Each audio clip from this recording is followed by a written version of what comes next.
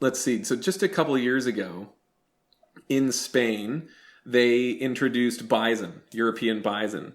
And European bison had not lived in Spain for 15,000 years.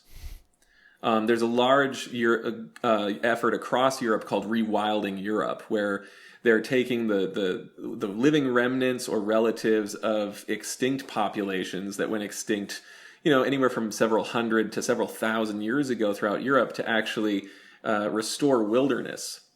And that's something that's been going on around the globe. Here in the United States, where I live in the eastern U.S., species such as elk have been reintroduced. Turkey have been reintroduced, species that were missing for over a century. And, they're not extinct everywhere in the globe. So that's what lets people kind of, we can go to the Rocky Mountains, collect some elk there, and then truck them out to the Appalachian Mountains and then restore elk there.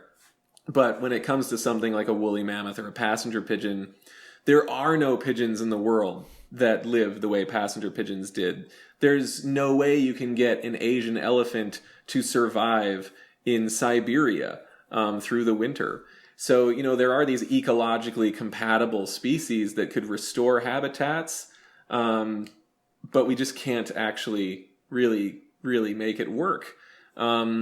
And so the gene editing and the work that we're doing with De-Extinction is basically pretty simple, is that now we have the capability of sequencing an extinct animal's genome.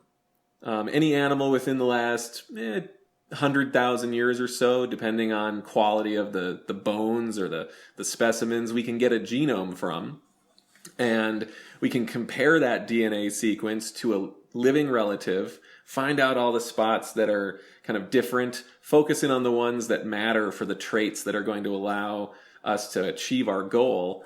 And then through the technologies of gene editing, which CRISPR-Cas9 really just blew up in 2012, we can actually not splice in the genes from an extinct species, but rewrite the code, which is just so fundamentally different. It's really what's launched tons of things in biomedicine and agriculture just in the few years it's been around. And then, of course, with technologies like cloning or germline transmission or stem cell gametogenesis, like these new reproductive technologies that have come out and the older ones that have been tried and true, we can take the cells that we've edited and actually produce an animal that functionally takes the place of a mammoth or a passenger pigeon and has a bit of its genetic legacy. Like that's where it's coming from that makes that happen.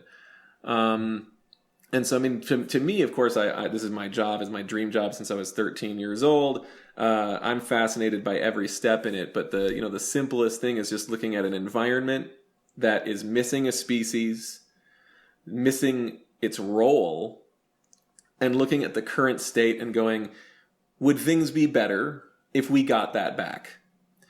And we call it restoration, but it's really misleading because no one's going to reintroduce passenger pigeons in 20 years and think that we're somehow replicating the environment as it was in the year 1864. What we're doing is we're rehabilitating a current environment that's just not doing as great as we know its past state did.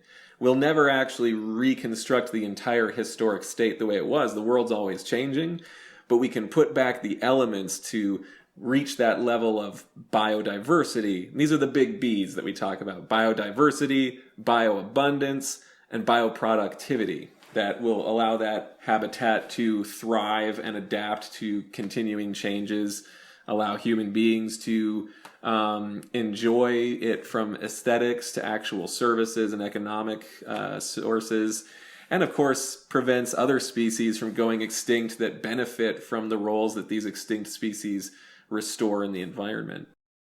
Escaped Sapiens.